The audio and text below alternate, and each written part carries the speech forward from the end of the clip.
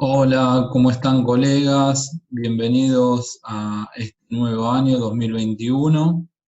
Y bueno, vamos a comenzar con algunas entregas sobre fallos que fueron saliendo a fines del año pasado, los que consideramos muy interesantes y algunos empiezan a abrir la puerta a ciertas cuestiones que se perciben como de mucha relevancia una vez que hayamos terminado con esta lamentable pandemia que venimos padeciendo ya desde hace un año. En este caso vamos a analizar un fallo de la Suprema Corte de la Provincia de Buenos Aires, donde si bien existen otros puntos que se dirimen, quise poner el foco en un aspecto que yo considero muy relevante y que a mi modo de ver va a ser de los que genere mayor controversia en los próximos meses, ¿sí? Tiene que ver con las obligaciones contraídas en moneda extranjera o más específicamente en dólares. Sobre todo considerando la dicotomía que existe entre el artículo 765 del Código actual en comparación con las previsiones del Código Civil derogado. Hemos tenido un giro ascendente sobre el punto. Se, se sostiene que en el nuevo código la posibilidad de cancelar obligaciones contraídas en moneda extranjera en pesos fue un agregado de último momento. No estaba previsto en la armonía del código y que presentaría cierta disfuncionalidad en relación a otras normas. Pero lo cierto es que el artículo está.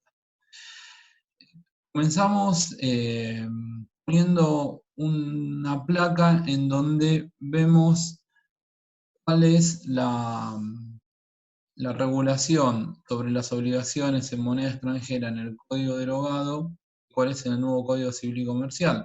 Porque dada la vigencia de 5 años y medio del nuevo código, todavía existen muchos pleitos que van a ser dirimidos con las normas del Código de Vélez, ¿sí? Este es un aspecto central porque en lo que nos convoca vamos a ver que en este fallo de la Corte se hace alusión a esta diferencia de tratamiento entre una codificación y la otra. Recordemos que los artículos 617 y 619 del Código Civil de Vélez fueron reformados por la Ley de Convertibilidad, por la Ley 23.928, a partir del primero que entró en vigencia el 1 de abril de 1991. Hasta antes de esa fecha, las obligaciones contraídas en moneda extranjera no se consideraban obligaciones de dar sumas de dinero, sino obligaciones de dar cosas, ¿sí? Lo cual tiene un impacto muy ascendente, sobre todo en materia de garantías, porque las hipotecas previas, constituidas, digamos, de forma previa a la ley de convertibilidad en moneda extranjera, en principio eran repudiadas por gran parte de la doctrina y de la judicatura. Recién en el año 1989 apareció un fallo de la Cámara Civil de Capital denominado Santa Marina, en el que se dijo que la moneda extranjera es dinero. Y se admitió la validez de una hipoteca constituida en dólares. Salvo ese antecedente, el criterio mayoritario era que no se podía asimilar a las obligaciones en dólares a obligaciones de dar sumas de dinero. Por lo tanto, las hipotecas constituidas bajo ese signo monetario eran en la mayoría de las veces declaradas nulas en instancia judicial. Con la modificación al Código Civil propiciada por la Ley 23.928, al modificarse los artículos 617 y 619, la moneda extranjera pasa a ser moneda de curso legal, ¿sí? Ahí pueden ver, el 617 disponía, si por el acto por el que se ha constituido la obligación tuviese estipulado dar moneda que no sea de curso legal en la República, la obligación debe considerarse como de dar sumas de dinero. El 619 complementa, ¿sí?, el aspecto diciendo: si la obligación del deudor fuese de entregar una suma de determinada especie o calidad de moneda, cumple la obligación dando la especie designada el día de su vencimiento. Esto no significa ni más ni menos que si yo contraté en dólares, debo cancelar la obligación en dólares. No puedo invocar la cancelación en moneda de curso legal en el país. Juega a recordar que antes de la entrada en vigencia de esta ley, también se sostenía que si yo contraje deuda en moneda extranjera, debía cancelarla en moneda extranjera. Se generan dos aspectos sobre el punto en el que no existía consenso. Primero, el que yo les mencionaba, que era el de las garantías, garantías reales, ¿no? Es decir, aquellas regían bajo la esfera de un derecho real, como puede ser una hipoteca, una prenda. Se entendía que en función de, sobre todo de dos artículos del código, el 3131 y el 3135, que también jugaba algún aspecto relevante del 3133, si la obligación no es, perdón, y el 3108 estaba omitiendo, si la obligación era de moneda extranjera, la hipoteca era nula. Esta doctrina, por ejemplo, Mariani Vidal decía: la hipoteca es nula porque no respeto el principio de especialidad crediticia. Yo decía, desde el punto de vista del derecho de las obligaciones, la obligación subsiste como crédito quirografario porque rige la autonomía de la voluntad, del viejo 1137 del Código y 1195, y por lo tanto yo puedo contratar en moneda extranjera y puedo cancelar.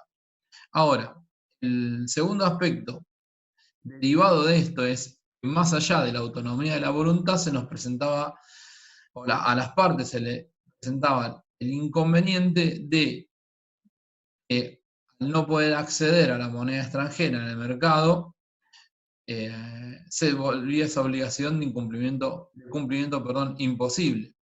Y ahí es donde, bueno, se buscaba, o el deudor buscaba la alternativa de cancelar en moneda de curso legal, es decir, en australes primero, después en pesos. Pero bueno, existió mucha controversia sobre el punto. Desde que entró en vigencia la reforma de los artículos 617 y 619 con la ley de convertibilidad, estas desavenencias desaparecieron y ya no había dudas de que debía cancelarse en la moneda de origen. Con la sanción del nuevo Código Civil y Comercial se modifica esta directriz. En el artículo 765 del nuevo código encontramos que se dispone: la obligación es de dar dinero si el deudor debe cierta cantidad de moneda determinada o determinable al momento de constitución de la obligación. Si por el acto por el que se ha constituido la obligación se estipuló dar moneda que no sea de curso legal en la República, la obligación debe considerarse como de dar cantidades de cosas. Y el deudor puede liberarse dando el equivalente en moneda de curso legal. Obsérvese el giro lingüístico que tiene el nuevo 765, porque recepta la redacción originaria del 617 y 619, es decir, aquella redacción pre-ley 23.928. Es decir, volvemos al criterio original del Código de Vélez Arfield. La moneda, la obligación contraída en moneda extranjera se considera obligación de dar cosas. Sin embargo, yo puedo cancelar la obligación en pesos al día de su vencimiento. Es decir, yo contrato en moneda extranjera, pero puedo cancelar en pesos. Mucha doctrina, yo diría casi de manera uniforme, sostiene que la facultad de cancelar en pesos prevista en el artículo 765 del nuevo código es una norma disponible. Es decir, que si el deudor renuncia a esta facultad que le confiere el precepto, queda compelido a cancelar en la moneda de origen. Bien, ¿qué caso nos convoca? Bueno, los autos en los que la Corte es llamada a resolver son Netieri, Estefanía contra Cosentino María Concepción, sobre cumplimiento de contrato. Es un expediente que llega a la Corte en función de una sentencia dictada por la Sala 3 de la Cámara de Apelación de Mar del Plata, ¿sí? En el que la discusión, yo acá lo he marcado simplemente para que entendamos sobre qué versa el asunto, pero no nos vamos a centrar en eso.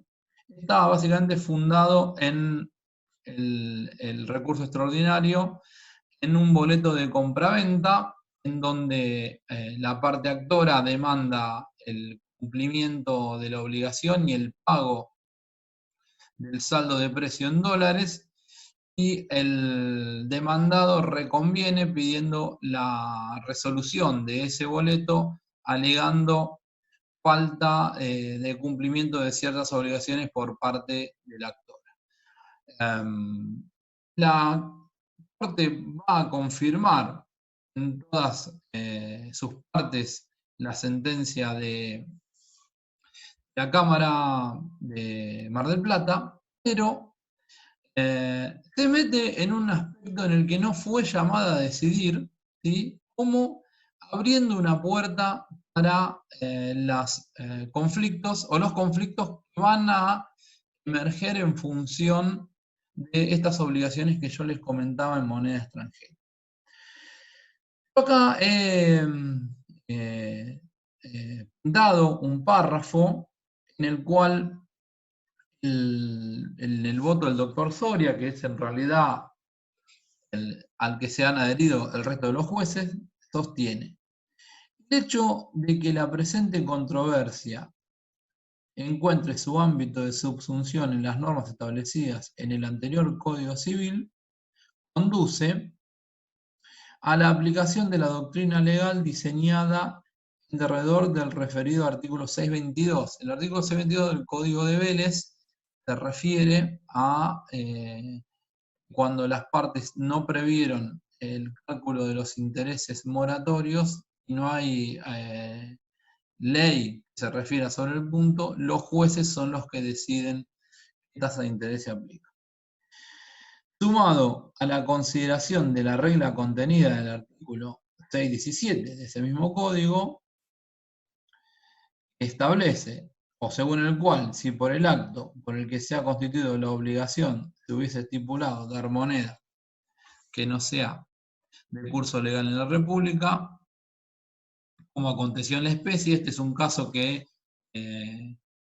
digamos, tuvo su contratación durante la vigencia del Código Civil anterior, es decir, con fecha previa al 1 de agosto de 2015, la obligación debe considerarse como de dar sumas de dinero. Por lo tanto, dice, no permite propiciar una interpretación diferente, es decir, una interpretación diferente a lo que se resolvió en Cámara, que es decir, debe cancelarse la obligación en la moneda de origen, en dólares. Ahora, este punto, a continuación, llama la atención porque no ha sido convocado el tribunal para decidir sobre el punto. Fíjense que en el último párrafo sostiene el doctor Soria: esta conclusión, sin embargo, no puede trasladarse sin más a aquellas situaciones o relaciones jurídicas que vayan a ser resueltas por aplicación de las normas que contiene el Código Civil y Comercial de la Nación, relativas a obligaciones expresadas en moneda extranjera, atento a la disímil redacción existente entre el texto de las expresiones aquí involucradas, artículos 617, 619 y 622 del Código, y el que establece el enunciado del artículo 765, segunda parte del nuevo ordenamiento. Ya la Corte está diciendo, ojo, porque las obligaciones contraídas en moneda extranjera al amparo del nuevo Código Civil y Comercial pueden cancelarse en pesos. Es decir, hay una aplicación irrestricta del artículo 765 con la facultad para el deudor de cancelar en pesos una obligación que contrajo en otra moneda. A veces entendemos que los tribunales van marcando cierto criterio o ciertos lineamientos para hacerle saber de alguna manera a los tribunales inferiores y a la comunidad cómo va a ir perfilando sus decisiones, ¿sí? Bueno, en principio lo que podemos extraer de este fallo en lo que nos interesa es que la Corte va adelantando su criterio en términos de aplicación del 765 es aquel que contrajo una obligación en moneda extranjera la puede cancelar en pesos. Un punto sobre el cual no adelantó criterio, no tenía por qué hacerlo, ¿sí? Pero bueno, así como tampoco tenía por qué aclarar qué sucedía con el nuevo 765, ya que no estaba convocada a dirimir una cuestión de ese tipo, sin embargo lo hizo. Bueno, una cuestión sobre la cual no se expidió ni adelantó criterio es qué pasa con la posibilidad de renuncia al artículo 765 y a esta permisión que le da el texto al deudor de cancelar en pesos. La Corte no dijo si esta es una norma de orden público o si es una norma supletoria, es decir, disponible para las partes, ¿sí? Tendremos que seguir aguardando a que, bueno, en lo sucesivo llegue algún caso sobre el cual la Corte decida respecto de este punto. Pero bueno, esto ya de por sí abre una puerta en relación a las obligaciones contraídas en moneda extranjera y por lo menos cuál es o cuál la Corte va adelantando que podría ser su criterio sobre este tipo de obligación. Bueno, colegas, cerramos este video con esta última mención y bueno, nos seguimos conectando en el futuro con nuevos análisis de fallos de tribunales nacionales y provinciales. Un fuerte abrazo.